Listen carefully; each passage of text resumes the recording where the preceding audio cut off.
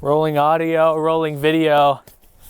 We're out here. What's up, dude? What's up, man? How's it going? Good. What's up, guys? This is Pat Daley from True Transient. Welcome to the OUTCAST.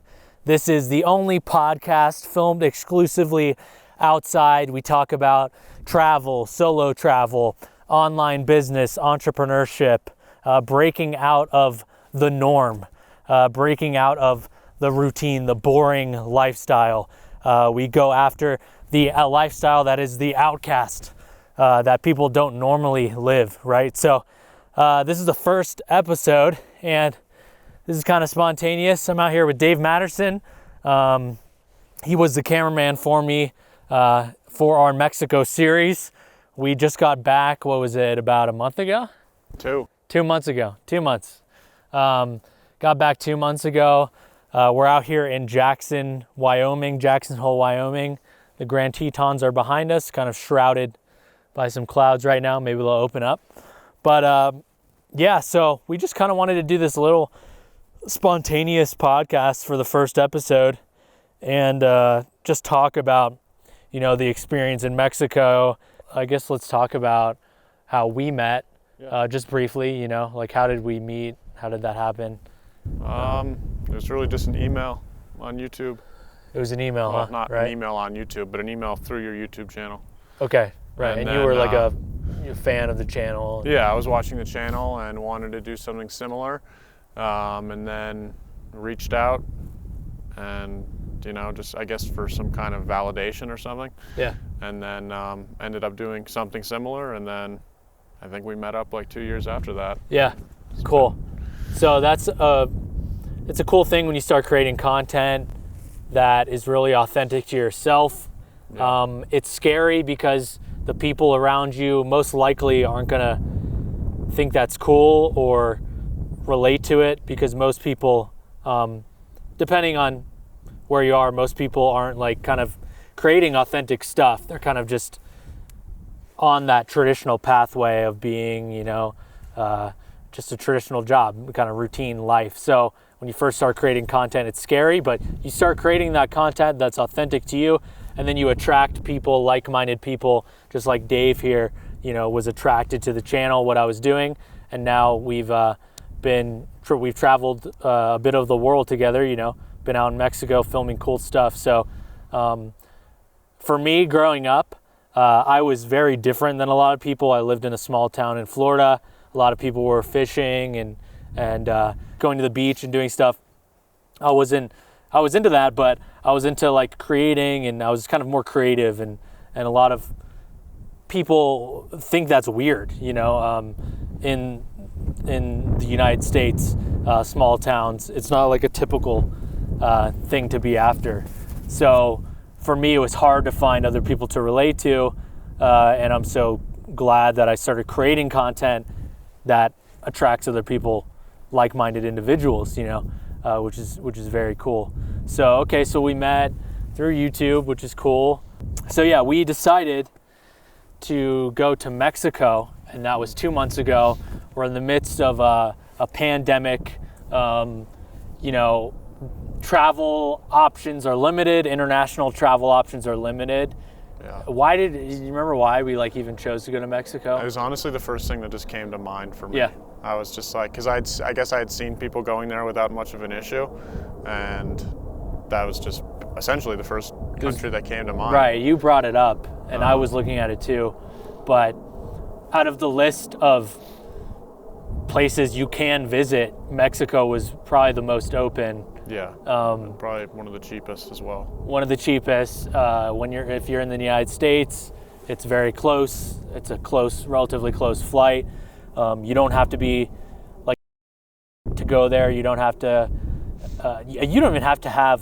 At the time that we went, it might be different now. But I don't even think it is different. No, you don't need a test. Yeah, you don't even need. You can go. You could have and walk on the plane, and and go to Mexico. And what's funny is I caught on the plane to Mexico. I'm pretty sure Mexico was one of those open countries that we were just like, hey, let's go there, let's try it out. Never been, boom, let's do it. So they definitely were taking it pretty seriously though. Yeah. And like everywhere we went. I Right. mean, I don't know if that. I think it relaxed more once we got out of Mexico City, but Mexico City being so dense of a population, it was like pretty wild. Very serious, more serious than the United States. Yeah. Like you'll see everyone in the airport is wearing a mask, absolutely. On the planes, you have to do that, of course. That's similar to the United States. But even in the city, walking outside, everyone's wearing masks, you know, and inside, of course. And there's people even handing out like antibacterial Yeah, soap. I got like sprayed down. Yeah, Like yeah. there was a couple times where we got sprayed down when we walked Right. into restaurants and stuff. Yeah, even going into like McDonald's, you have to put your forehead on this like temperature thing, you know. Yeah, it's weird. So they're very Dystopian. serious about it, and which kind of surprised me. Something about Mexico, you know, the kind of freewheeling vibe that Mexico kind of has, where there's not much order and stuff, but we found that to be different in terms of. And yeah, so I got it on the plane, and I'm pretty sure it was on the plane. I just felt, you know, and then I had while we were there. I was knocked out for 4 days, and then kind of kicked it. It was a total bummer. I still don't have my taste and smell back. It's about like 20% taste and smell. So that was interesting for sure. I hadn't gotten it before, and I got it in Mexico, but we still kept cranking. We didn't, you know, I was out for 4 days, but we still kept at it. It's also important to note that you tested negative at the end there. Right. Yeah, so. They didn't bring it back. Right. Yeah. That's true. So in order to get back to the States from Mexico, you do have to have a negative test. At the time, it was within 72 hours. Now I think it's 24 hours. 24, yeah. Yeah. You have to test negative for 24 hours before coming back to the States, or else they're not going to let you back into the States. So that is one thing that's happening. And also hold on to your immigration form. Yeah, right. You got some issues with that for sure. So what was I know you had some like apprehension going to Mexico. What is your travel experience internationally and before that, and what was your like feelings going to Mexico? Yeah, I mean, I've only been to like Western countries, or you know, like European countries like Iceland, England, Canada, and the U.S. Okay. And you know, as soon as you say you're going to Mexico City to anybody that hasn't been there, it's like, oh, you're gonna get kidnapped by the cartel, you know, like all the classic stuff. Or it's like they have that on the tourist brochure or something. You get a free tour with the cartel. Yeah, and then conveniently your friends start playing documentaries about, you know, the drug cartel in Mexico and stuff like that. And you only hear about stuff on the border at this point. So yeah, you just don't think that it's a place that you would want to go to unless you go to one of those isolated resort areas like Cancun or Cabo or whatever. Right. Which is basically like a Disneyland. It's basically just going to like any beach town. Going to Fort Lauderdale or something. Yeah, it's kind of a fabricated experience of the real thing. Yeah, definitely not real. I mean, I haven't been there, but I'm sure it's definitely not real. Nothing like Mexico City. Right. So it's more a party spot, you know. Yeah. Yeah, just you know, like a cruise. But yeah, no, I guess I was just like nervous. I wasn't even really nervous, but I was like a little concerned, I guess, about getting either robbed or robbed was probably my most. Well, we also were different from most people in the fact that we had like probably $10,000 of camera equipment on us, and we're going to be like shoving that out in the open. You know, he had a camera on a shoulder rig, expensive camera. We have expensive microphones and stuff, and we're just basically thrusting ourselves into places in Mexico City. We knew that was going to be how it was, so there's definitely some apprehension on how that would be. We're going to attract attention. Would there be issues with that, you know? So there's that. There was that added apprehension there. And there was, I mean, to that point, there was really nothing that happened at all. People were excited about it. Yeah. People were like, in fact, like, no one ever said you can't film here, really. Yeah. I mean, except for that cathedral we tried to get into. Yeah, that's true. But that was like you know, That they was don't very let anybody touristy. film there. Yeah. Most everywhere in Mexico City, no one was even like, I don't want to be filmed. Yeah. Like in the States, it's like if you put a camera on someone, they're like, oh, that. Yeah. You know. Yeah. But no one ever was sketchy towards us with our camera. I never felt unsafe that the camera was going to be stolen. And I'm not just sugarcoating that. That was the reality. And that's how you felt. Yeah. And we weren't necessarily in the worst neighborhood, but we also weren't in the nicest neighborhood either. Right. We were in kind of like the middle. Yeah. Where there were certain times, like when I first got there, where I was like, that person looks like they might be like following us. Yeah. And stuff like that, but it never turned out to be like that. Right. What's up, guys? I'm here in Cholula, Mexico. I'm here to tell you about Adventure Creator Academy. This is my new digital course that I've created. That's all things adventure filmmaking, all things how to travel the world, how to make money while traveling the world, how to grow your subscriber base and create videos and films that captivate millions of people. I would have loved to be here in Mexico in my early 20s, but I was sitting in an office wasting away. I looked around in the office and I saw my coworkers and they were happily working, and I was just miserable. And it was because I knew there was a whole world like this out there that I was just missing out on. There was just so much to experience that I couldn't find or experience from that office. So if you're in that position that I was when I was in my 20s, in an office wasting away, feeling hopeless, but wanting to explore the world, I created Adventure Creator Academy just for you. This is all about adventure filmmaking, video editing, storytelling, how to make a video go viral online, and most importantly, how to position yourself in the best spot for adventure to just naturally happen around you, so that you just turn on your camera and you capture cinematic gold. So I'm offering limited access to the course for a limited time, and then I'm gonna pull the link. So go ahead and click that link as soon as possible. You'll wanna get in there and join the other students. You're missing out. So go ahead and don't miss out. Click the link and I'll see you in the course in Adventure Creator Academy. All right, guys, I'll catch you later. And you've mentioned, you thought, how did you feel like you were going to be in Mexico? Like you said, overwhelmed before. And Yeah. I mean, because I've been able to travel so much, I was kind of like primed for this, I guess. But I was nervous going into it because I've been when I first started traveling and being on the road and stuff, I'd want to go home and like be homesick or like overwhelmed with like all the change and like out of the comfort zone. But like, I mean, this isn't going to happen to everybody, but because of that, I was way more prepared mentally for that jump into a totally different culture than what I've been exposed to already. So yeah, it really wasn't bad. And it also helped that most people were really nice. I don't think we really dealt with anybody that was an asshole. No. So yeah. Did it help having like a friend, there? I would say so, yeah. I mean, I'm going to go back on my own here soon, but I mean, having people around is definitely helpful. But again, it's kind of like if you're able to talk to people and like meet people online and like similar to what we did with I forget his name, but the guy that we met up, the cactus drink. Yeah, we got pulque. Yeah, if you can get on message boards or whatever, that's cool too. And then the hostel thing, it's really easy to meet people. Right. With hostels, for sure. Hostel environment. So. Yep. So yeah, the realities of Mexico, for what we saw, it wasn't as dangerous as people say. You really just got to go out and find out for yourself.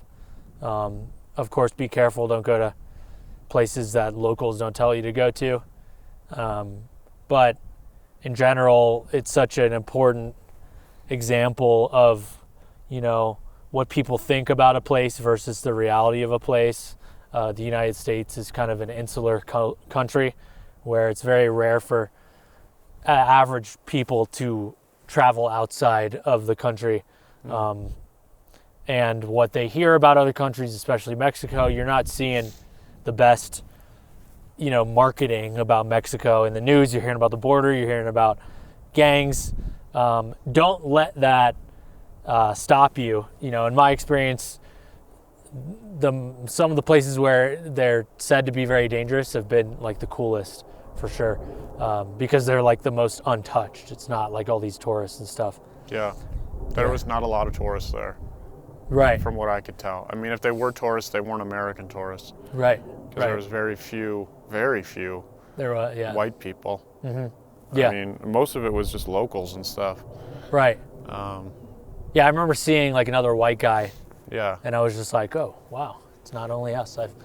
I felt a little less special. I was like, oh, I thought it was only us. I thought we were the only crazy ones to come out here during, Okay, so then I know you had an office job set up, an IT job. You were interviewing while we were there. Yep. And you came back to the States, got that job. What ended up happening with that? Yeah. Yeah, I mean, I think that just going and doing a trip like that, where you're doing what you want to do ultimately for work, and then coming back to the U.S. and like trying to fit yourself in a square box, Yeah. it just didn't work. So yeah, I mean, I got the job because I was like pretty out of money when I got home, like out of money entirely. So yeah, I did the job for 2 weeks, and then on probably the 9th or 10th business day, I was like, can't do it. Yeah. Sorry. And since then, I've been like figuring. Quit. Yeah. Straight up quit. Yeah. Yep. Screw this. Not the best way to do it, but it was necessary, and it's just- better for them anyway. Yeah. It's better for them, and it's better for me. It's better to do that early than drag it on. I mean, when I went to pick up my check, they already had somebody in the chair, so it was like, Oh, really? yeah. I mean, it wasn't that big of a deal. Yeah, right. Okay. Yeah, travel kind of can kind of ruin you in a sense. Yeah. Yep. Because you go out and you see most people in the United States, in my experience, it's so insular that it's like you don't really think the rest of the world, you think the rest of the world is like the United States in a way, or like how the news presents it, or what you see on TV. You don't get a real look into how the rest of the world really is, the cultures.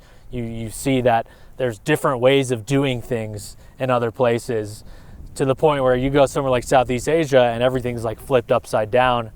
It messes with your head. It gives you culture shock, but it expands your horizons, your consciousness in a way that you become aware of this whole new. You're not just like a citizen of the United States.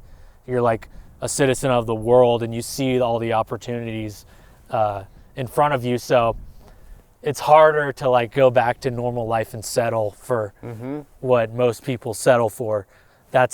I remember in my experience leaving Southeast Asia after living there for half a year, coming back to the States. I was depressed. I didn't know what to do with my life.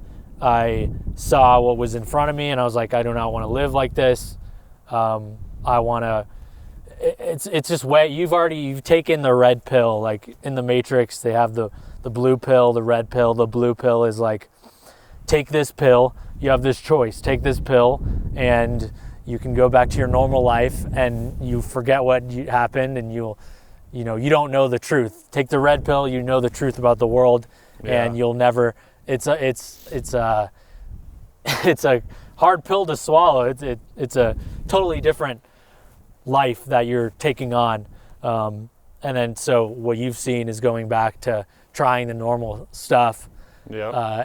Is a lot harder. And when I was first on the road and I came home, I was kind of yearning for that comfortable situation. Yeah. And then months into it, I'm like wanting to go back on the road. Right. This was just like, I've done this so many times, I'm just done. Yeah. And I just found myself not being able to relate to anybody that I was working with at all. And it was just totally killing me.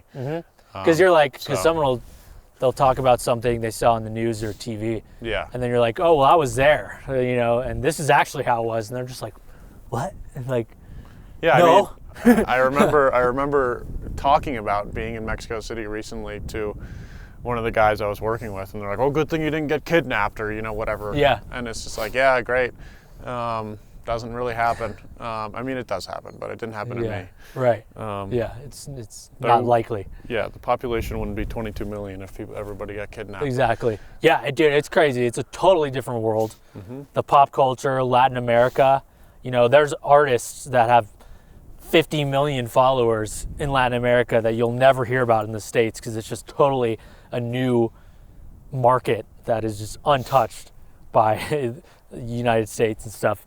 Pretty crazy. So travel can kind of ruin you in a sense to your old life, but the silver lining, the silver lining of that is that you start to learn what makes you tick, and you won't settle for, at least for me, and it seems for you, you don't settle for something that you're not into. I think a lot of people will settle for jobs and lives that it's not authentic to them, and they kind of trick themselves into thinking that they really like that, you know, because you get so lost from who you really are, and you'd rather just do what everyone else is doing, and that's totally fine. I'm not hating on that, but if you're watching this video and if you're anything like me or Dave, that's probably not what you're into. So the cool thing is you come back from travel and you start doing more things that you like to do, and that means that you're going to do them so much better than if you were doing something that you didn't like, because you have that energy, that just like burning hot focus, like that iron rod, you know, that just like cuts through everything. And when you go towards things that you actually like to do, you do them way better, and you have better chances of being successful with it. You know, have you found that in your experience? Yeah, definitely. I mean, like I mentioned in the car ride earlier, I've literally been working for a month straight. It's like my first day off in a month, just because I'm trying to get things in order. To really go after like the video stuff in particular, and going on more trips and stuff. And I was kind of at a point where I was like, I can't keep stringing these jobs where they have this expectation that I'm going to be there for a long period of time, and just keep quitting them.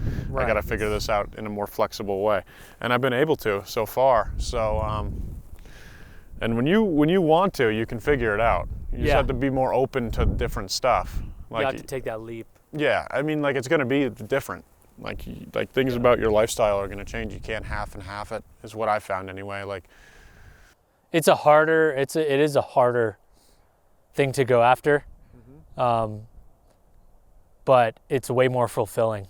You know, you could choose the easy way, safety, security, stability, and that's totally fine. That's the easier route. It's in my opinion less fulfilling of a life. So. Yeah, to me, it's just like depressing. Yeah. At this point, I just like don't get excited about stuff that a lot of people get excited about. Right, and you mentioned something about imposter syndrome. What you said you started? What was that feeling like? Like can you explain what that even is and how you feel about it now? Well, yeah, I mean, especially in a creative field where you're doing video or photo, or you know, you're trying to build anything on social media or doing anything creative. For me, it's like you see these perfectly polished accounts and you're like, how do I like be so happy? And you know, and the reality is, like, sometimes you're just not wired to be as happy as that person is. You don't need to be like force-fed this idea of happiness. And honestly, a lot of the time they're really just normal people. They're just really good at curating this profile, and it's cool and it's great. I mean, I'm also going to end up doing that, but yeah, once you it's branding, and there's an aspect of it's not real. You know, life is not all for anyone.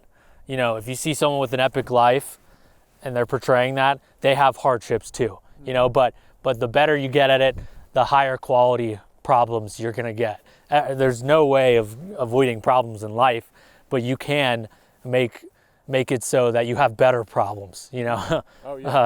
Like higher quality problems. Yeah, problems. I mean, that's one thing that for sure. It's like I have these problems now that I'm like excited to solve. Exactly. Whereas like before, it was like when I first got home, it was like just solving problems. I had to solve all these other Someone else's problems. Yeah. Before I could even think about mine. Yeah. Yeah, exactly.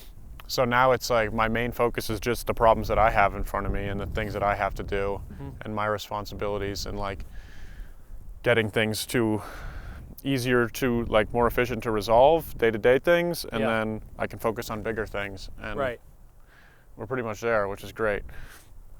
So yeah. So thank you, Dave. First episode of the OUTCAST. Hell yeah. Who knows where we'll be next, where the next podcast will be, but I guarantee you it'll be outside. Oh yeah. There's gonna be a lot of fun, more fun podcasts in the future. And yeah, share, like, and comment on this video, subscribe to the channel. And when you guys like this video, it gets it out to way more people and it helps out the channel. So very appreciative of that. And subscribe, because a lot of you guys are not subscribed to the channel. So, all right, guys, this is Pat Daley with Dave Materson, and catch you later. Peace out.